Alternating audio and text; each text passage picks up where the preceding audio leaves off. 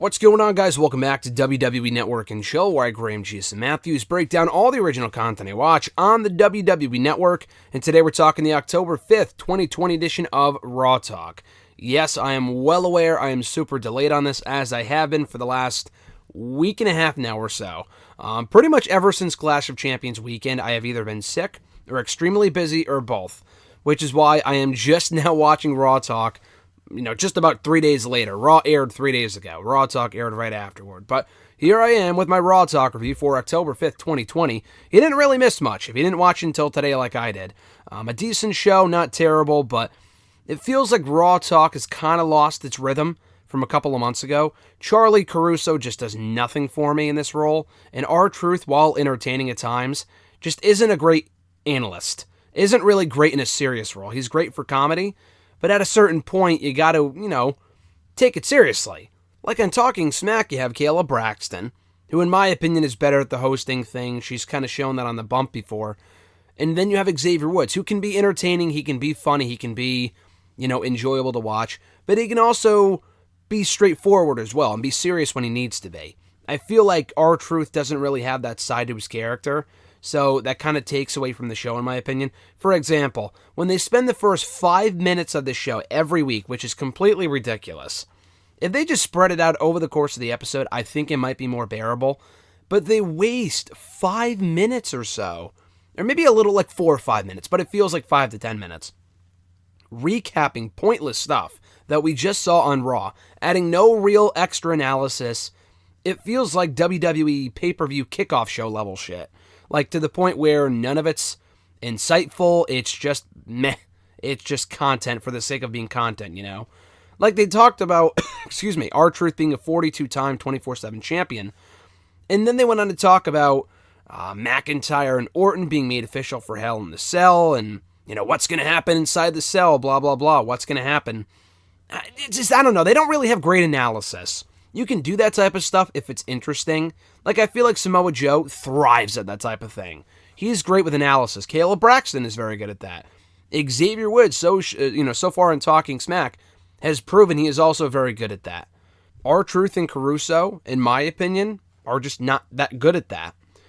So, again, they talk about Orton and McIntyre at Hell in the Cell. They talk about Braun Strowman and Keith Lee facing each other in the exhibition match, which honestly, I completely forgot about until I watched Raw Talk. I thought Keith Lee was off Raw this week. And I watched this segment, the match, whatever. I watched it. And it's Thursday. I just completely forgot about it. That's how forgettable it was. They talk about how they were wreaking havoc against each other. They talk about Rollins and Murphy and how things were getting intense between them. And Charlie feels that there's more story to be told there that hasn't been told with Rollins and Murphy. Let's hope not. I really want that to be over and done with, for it to just be finished, because it's garbage. So less about that, the better. So the first guests on the show this week were the WWE Women's Tag Team Champions, Nia Jax and Shayna Baszler. Listen, I like Shayna. I like the whole tartar sauce thing that she's got going on here with R-Truth. It's funny. It was funny the first 2, maybe 3 times. They've done it now maybe 5 or 6 times in the last 2 or 3 months. And it's just not, first of all, it's not funny anymore. Second of all, I feel like these two are on the show every other fucking week. I feel like we see Nia Jax and Shayna Baszler on the show constantly. And the worst part is that if they were on a lot, whatever. Like, Dolph is on quite a bit. He's entertaining. I don't know. I feel like with Shayna and specifically Nia, there's just saying nothing of note whatsoever. It's just the same stuff, week in and week out, whenever they come on this show. They never really say anything new. It's all the same garbage. I don't know, it's just not entertaining at all. They're just kind of like trying to play off of each other. They don't have great chemistry. They're bickering back and forth. They argue about the tartar sauce. Who gives a fuck? They talk about, Baszler said, we don't get along, but we win. And we don't lose. It feels great coming off a win. Very generic, forgettable stuff. Just skip right over it. It's a complete waste of time. Thankfully, Asuka's music interrupts them, and she comes out and replaces Nia and Shayna in the hot seat. So she calls Mandy Rose and Dana Brooke, who she teamed with on Raw this week, successfully against Zelina Vega, Natalya, and Lana, sexy muscle friends. Now, I'm not sure if that's Asuka's name for them, or if that's the official WWE name for Mandy Rose and Dana Brooke, because if it is, Mandy Rose is fucking doomed. That's incredibly dumb. But it's funny when Asuka says it, though. It's funny. That's how she's referring to them. Then I think that's funny. If that's their actual name, that's incredibly stupid. She outright says she hates Zelina Vega. You don't hear that often enough in WWE, but we heard it here. She outright says that she hates Zelina Vega. Thank God she beat her 3 times. Please let that be over with and we can move on from Zelina Vega being a Raw Women's Championship challenger.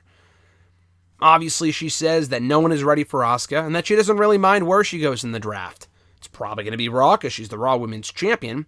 That wouldn't make a whole lot of sense if she went to SmackDown, nor should she move. But she doesn't care. She's going to beat anyone that is placed in front of her that will face her for that championship. So she's got to move on to something new here. They're clearly just spinning their wheels with her until after the draft because she's already faced Zelina like 3 times already. She faced Mickie James before that. So they got to move on from the Zelina and Asuka stuff and give Asuka a new fresh challenger to the championship. So they then welcome on Robert Roode. And Dolph Ziggler is the final guest here on the show. And I say Bobby Roode because that's what Charlie called him twice. Not once, but at least 2 or 3 times here at the beginning. And Robert eventually corrected her. But honestly, I'm not going to blame Charlie for that because he should be Bobby Roode. Robert Roode, I know that's what they were calling him in TNA up until like 2011. He was Robert Roode for a while. But it just, I don't know, Bobby Roode just sounds a lot better. And that's what we've known him as for almost a decade. So it's like, just call him fucking Bobby Roode. Robert Roode just sounds dumb. And I know they turned him heel, and that's why they called him Robert Roode, because he's a heel. But he was also Bobby Roode as a heel in NXT. I don't know, I thought that was dumb. But he does say that it's glorious to be back on Raw.